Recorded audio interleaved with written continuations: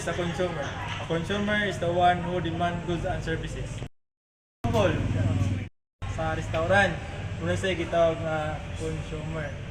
Okay, kami may namalit, kami may consumer. Number 2, what are the characteristics of consumer? Consumer characteristic can based on demographic, no? One example is wala sa matter sa edad or gender. Example na ako sa ka tindero. Then na ako ay customer nga namalit, di possible na din ay mosulod ang mga bata o sa batiha. Then ako tay gitawag nga kuan geographical nga bisag kun sa ilang paliton diha. Na din na sila irats diha kay tungod kay siya mga consumer. Kung ako tay gitawag nga behavioral characters. Ang behavioral characters is isa na siya sa mga batasan sa mga customer. Di kasagaran ba ko na sa mga baye diha jud ta maka-encounter og mga consumer nga dugayan kayo. Labaw na mamili kay abil na sa mga gruta tayo. Why do you think taste and preference significantly affect customer choice?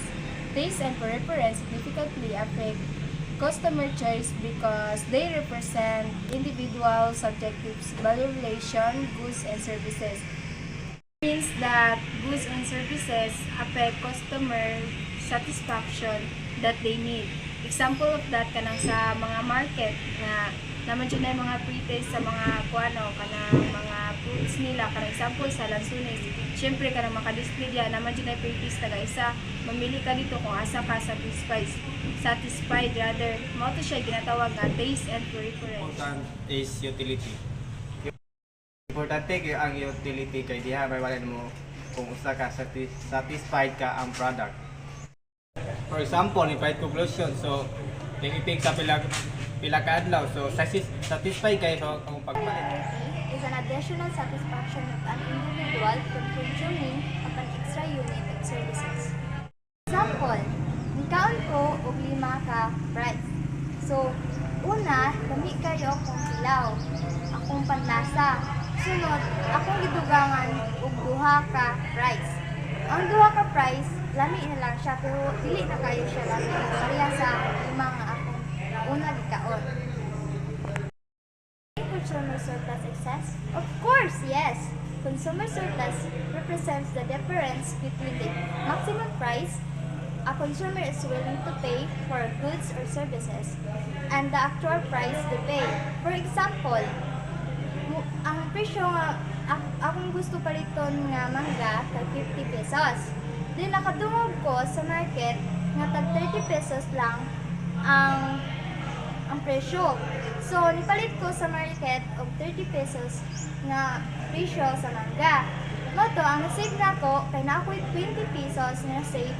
Moto gitawag nga consumer surplus. Analysis, it is an examination of the effects that individuals derive from consuming one extra unit or taking away from that unit. Like for example, si Juan kay na siya 50 pesos nga para iyahan igasto sa katunga coffee. So na siya mga choices. Sa una, sa A, nagkuan siya choice siya 2 ka coffee, nag-value siya og 20 pero ang katuyang kasiyahan or yung utility nga makuha ato is 20 po, 20%.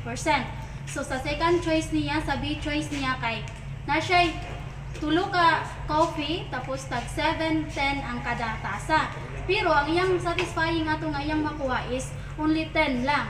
So pag abot siya sa choice 3, na siya 2 ka tasa nga coffee ang iyang makuha, halaga siya sa tag 15. I mean, 4 ka tasa ang iyang makuha nga naghalaga sa tag 15, pero 40 ang iyang utility of satisfaction. So, sa as si Juan na nga problem, iyahang gipili is ang katong choice C nga magkuha siya mag-drink siya og 4 ka tasa nga coffee, pero dako pud ang utility or satisfaction nga iyang makuha kay which is ang 40%. Is total utility. A total utility, it is a total satisfaction of an individual derived from that products nga ilahang na-consume. Like for example, si Maria, one day, niyato siya sa isa ka library. So pag basa niya sa katunga book, magkuha siya dito mga idea, which is ang iyang idea nga satisfied siya, it's only 10%. So, nangita siya sa laing book na pod. Nagbasa siya dito, ang iyang idea nakuha is satisfied na siya sa 30%. So, katong 10 nga sa one book, ang sa 30% sa Picas book, so, nagtotal na yung satisfaction sa katunga books is 40%. LDMU. LDMU stands for the Law of Diminishing Marginal Utility. So, it is a concept in economics which states that increases in the consumption of a good or services will provide diminishing satisfaction of an individual. Like for example, kanang the law of diminishing marginal utility, kanang like for example, ikaw gikan ka og exercise, then di ba pagka man natag exercise kay kinang uhon kay ta nangan na sa tong hunahuna is mo inom ta og tubig or example mga energy drink, like for example na kay tubig. Pag inom nimo sa tubig, una-una nimong inom sa tubig, nahulot nimo ang isa ka baso, which is karang satisfied kay ka, di ba? Kanang nanay sulod imong tiyan tubig. Dayon nag-decide ka mo inom na pagkabalik og pangkaduhang baso nga tubig. Then pag inom nimo pangkaduha, kanang wala na nimo siya nahurot kasi mas satisfied man katong una kay katong first nimo pag inom dito ka mas kailangan jud ka kailangan sa imong lawas, and pagkaduha nimong inom murag di na kay siya as in ingato kataas ang level sa imong ang satisfaction kay naunha naman atong una-unang pag-inom nimo, which is wala na nimo siya nahurot kay gamay na lang ang kailangan sa imong body. Sabot sa the law of diminishing marginal utility, the more nga the more increase ka og consumption sa good or mga services, the more pud magka-lessen ng imo ang satisfaction ato nga certain thing. What is maximizing utility? So maximizing utility, it is a strategy that companies or karang people uses para ma-achieve nila ang highest level of satisfaction. Like for example, mayroon ka nga, how will I spend my money in order to maximize my utility? For example, ing ana, then di ba once nga nakakay kwarta, dili man siya nga dali-dali siguro ang uban, pero ikaw nakay mo ang own nga strategy pa unsa nimo spend imong money wisely. So paagi ato mas satisfied ka pa unsa nimo gigamit ang Marginal utility. Marginal utility is a additional satisfaction that an individual derives from consuming an extra unit of the good and service. So ang marginal utility is kanang additional siya satisfaction. So, for example, so kape. So una nimong tilaw is nakakuha ka og mga 10%. So pag next nimong tilaw is nakakuha na pug ka og mga 20%, muna siya ginatawag nga additional or marginal utility. Next is total utility. Total utility is that a consumer derives from the consumption of a given quality of a goods and service in a particular time period. So, for example, balik ta ganin sa mga example which is kape. So, di ba, una niyang tilaw is 10%. So, ikaduha is 20%. So, total utility is ang total satisfaction niya which is 30% yung nakuha nga total satisfaction sa kape. Law of diminishing marginal utility. State that a consumer gets more satisfaction in a long run. He experiences a decline in the satisfaction of good and service. So, the example ni is, kunyari nagkaon kag ice cream. So, una nimong tilaw is gilamian ka. Pagka nalamian ka, pero kadugay nimong tilaw is feel nakakatang decline nga kanang murag nalain na iyang lasa. Muna siya example sa law of diminishing marginal utility. Kay kadugay nimong tilaw, imbis nga imong material is more satisfaction, kani siya is na decline bitaw murag naka-feel na ka og kanang murag na disappoint ka sa taste niya.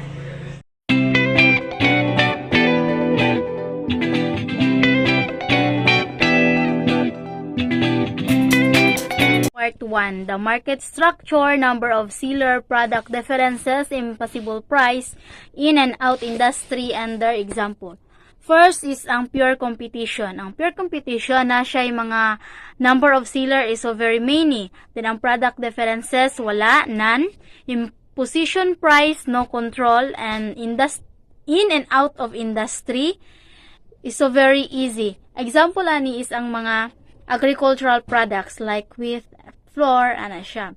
Next is the market structure of monopolistic competition. Ang ihang number of sellers sa monopolistic competition is of many. Then, ang product differences, some. then imposition price, some control. Ang uban is na control. In and out of the industry is so relatively easy siya.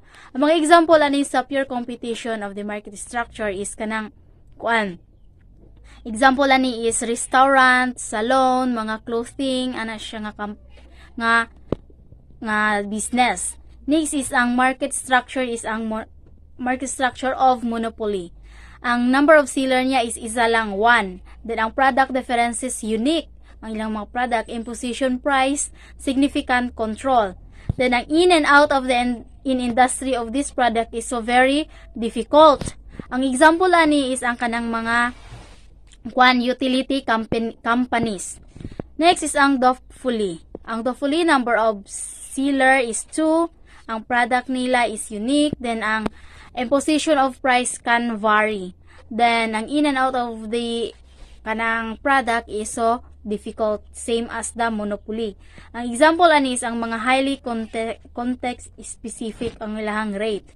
Next is ang market structure is about sa oligopoly. Ang oligopoly, number of seller nila is few, gamay lang ilang mga number of seller. Next is ang product differences nila can vary, same as the duopoly. Then ang imposition price is significant control. In and out of the industry is so difficult, same as the duopoly. Again, then ang example niya is ang mga automobile manufacturers or mga airline. And that's all. Thank you. Or sa Buanga del Norte, electric corporate is like a local electricity company that serves the entire province of Zamboanga del Norte in the Philippines. They are responsible for the bringing electricity to homes, business, and public space in the area. Imagine a giant network or wires to power lines that trades across the province. Sanico is the ones of the manage and maintains this network, ensuring that electricity flows smoothly to every camp of Zamboanga del Norte.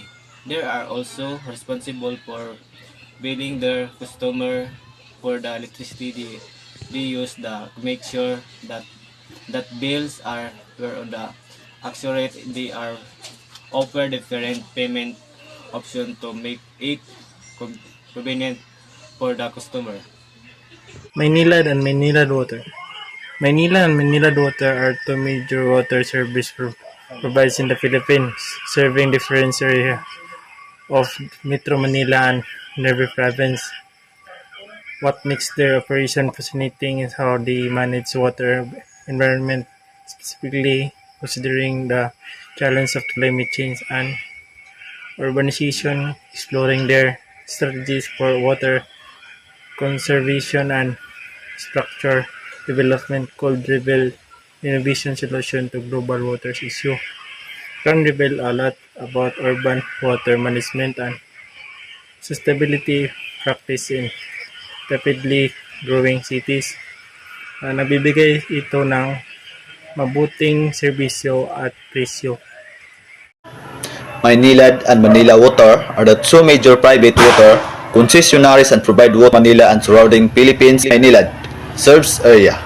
Primary serves on the west zone of Metro Manila and nearby province like Cavite, conveying about 9 million people.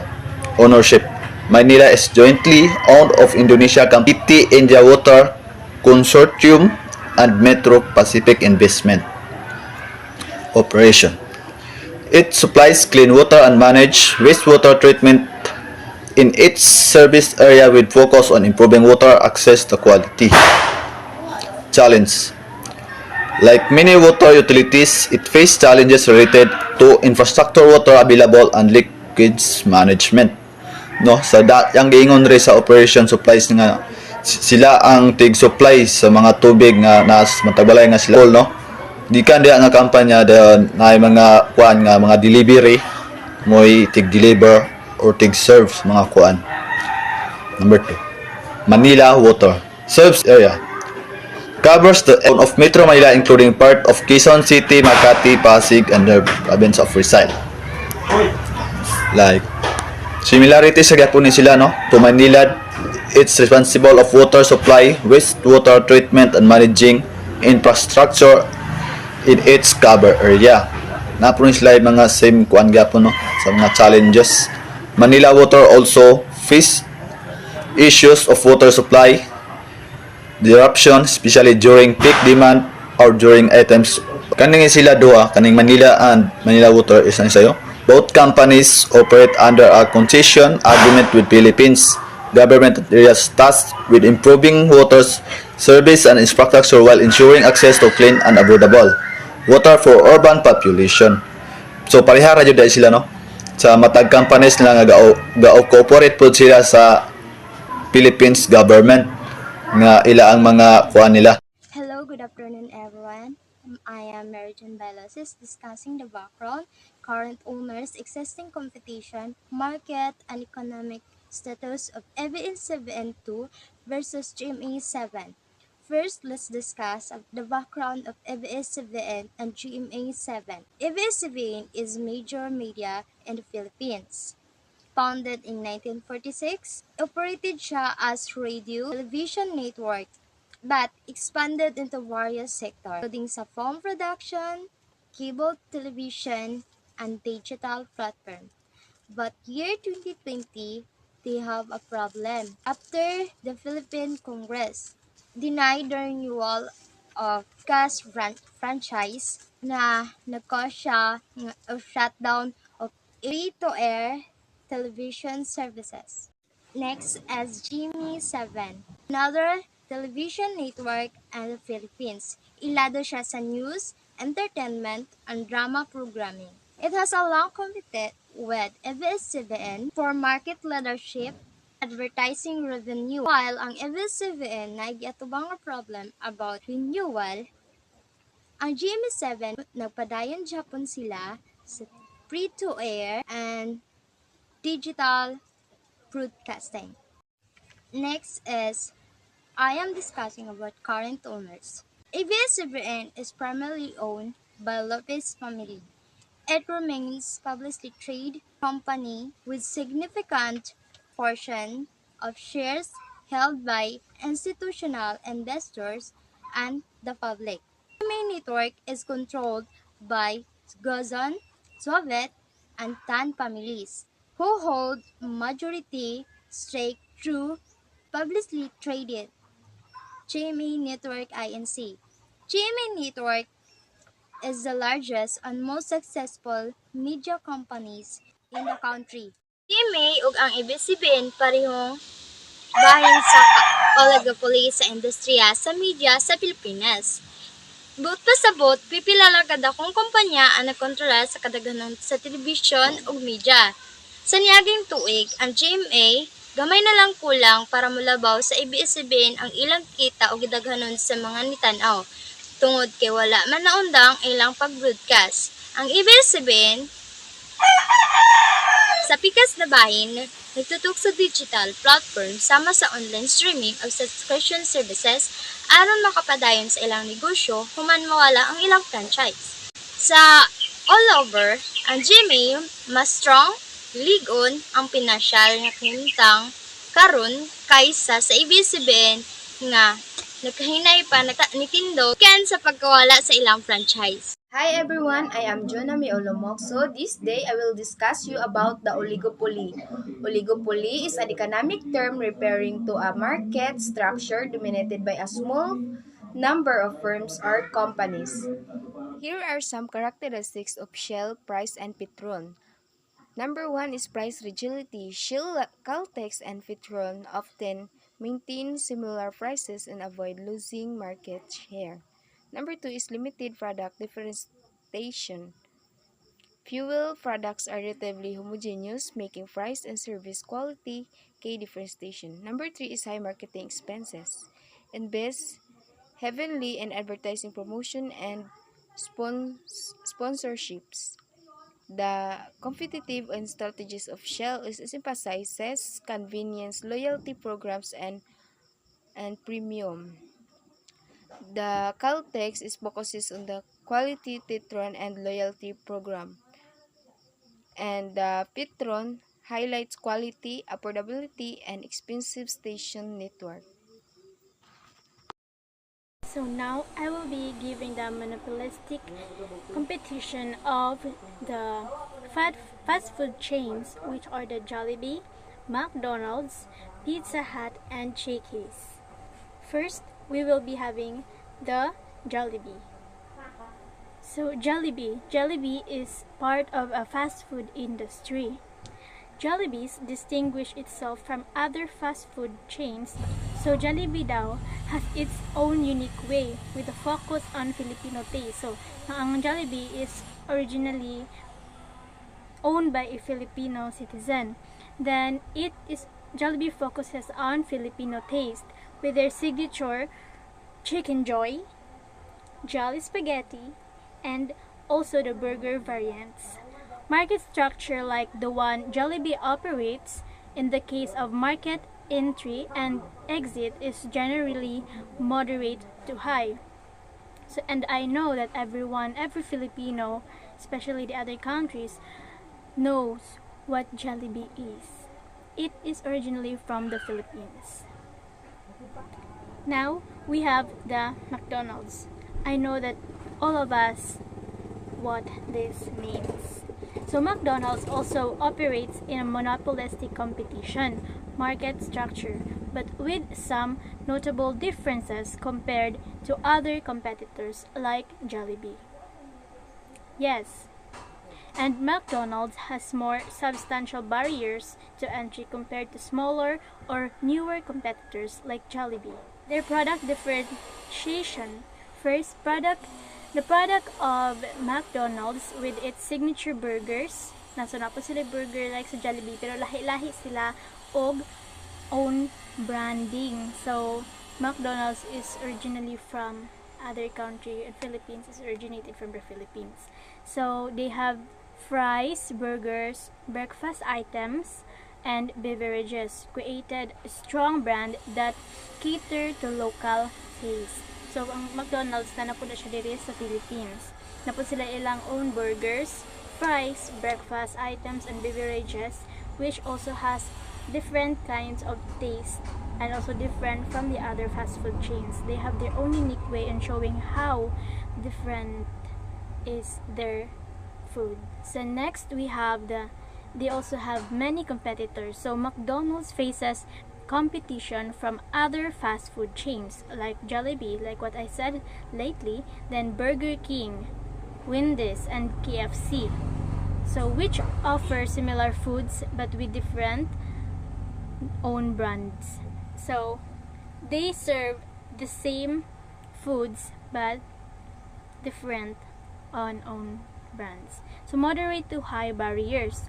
While fast food is a competitive industry with relatively low entry barriers, sa McDonald's, McDonald's operates at a scale that creates barriers for new entrants. So this includes high initial capital instruments for setting up a global franchise system, significant brand recognition, and a local customer base. So these factors make it more difficult for new companies to compete on the same level of as McDonald's.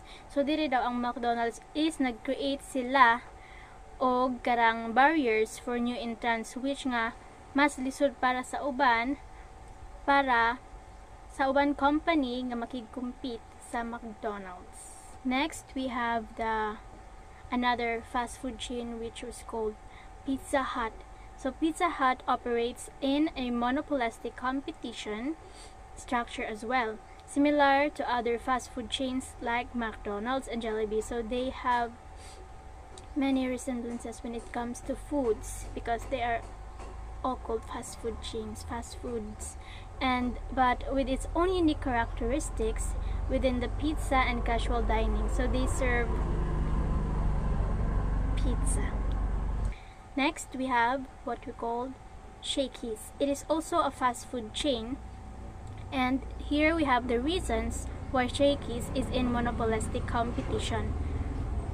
Their product differentiation. Shakey's offer a menu that combines pizza, pasta, chicken, and the other side dishes, focusing on family dining and casual group meals. So, naa po din sila pizza, then pasta.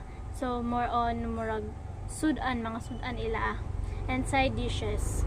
Oh, and it also focuses on family dining and casual group meals. So this create differentiation in terms of dining experience compared to more fast food oriented chains. Competition is an economic market structures and characteristic by several key features when applied to a chicken vendor's market and competition would mean. Number one, many sellers and buyers. There are a large number of chicken vendors. Each vendor sells the same or nearly identical product chicken. No single vendor has the power of the influence the market price. Number two, homogeneous product. The chicken sold by each vendor is identical or nearly identical in terms of equality of appearance, so consumers don't have preference for one vendor over another. Number three, price entry and exit. There are no significant barriers to entering or exiting the chicken selling business. New vendors can enter the market fairly if they see an opportunity, and existing vendors can leave without facing excessive costs. 4. Perfect information. Consumers and vendors have a complete knowledge and about price, quality, and availability. 5. Price stickers. Its vendor is the a price stickers, and meaning they have no control over the market price. Number 6. No product differentiation. Since all chickens vendors sell some product, there is no differentiation based on brand of unique characteristics. 7 is the last number. Profit maximization. Each chicken vendor is will try the maximum their profit by selling as much as possible at the prevailing market price. Thank you. Vendor. The market price is determined by supply and demand, with no individual vendor having the power to influence it. Vendors are forced to sell at the market price, and they focus on minimizing costs and being efficient. Consumer benefits from lower price, greater availability, and transparency. Vendor must ensure that they offer the same quality of fish of others, or risk losing customers. Here's how the fish vendor market would function under the assumption of perfect competition. The first one is many seller and buyers. There are a large number of fish vendors, each selling similar product, and many buyers who purchase from these vendors. Since there are many vendors, no single vendor can control the price. The second one is homogeneous product. The fish sold by each vendor is nearly identical in quality, size, and type, whether it's fresh, frozen, or a specific species of fish. The product is considered interchangeable across vendors. Buyers have no strong preference for one vendor's fish over another's basis solely on the product itself. Number three, free entry and exit. The fish vendor market allows for the free entry and exit. If a vendor sees an opportunity to profit, they can start selling fish without significant barriers. Similarly, if a vendor is making losses or doesn't want to continue, they can easily exit the market without facing high exit costs. Number four, perfect information. Both customer and fish vendor have full access to information. Buyers know the current market price for fish and can easily compare offering from different vendors. Fish vendors also know the privilege price and can adjust their strategies accordingly. Number 5. Price takers. Individual fish vendors are price takers, meaning they can influence the market price of fish. The price is determined by the overall market supply and demand for fish. If a fish vendor tries to sell to a higher price, they can market equilibrium price. They will lose customers or other vendors offering the same fish to a lower price.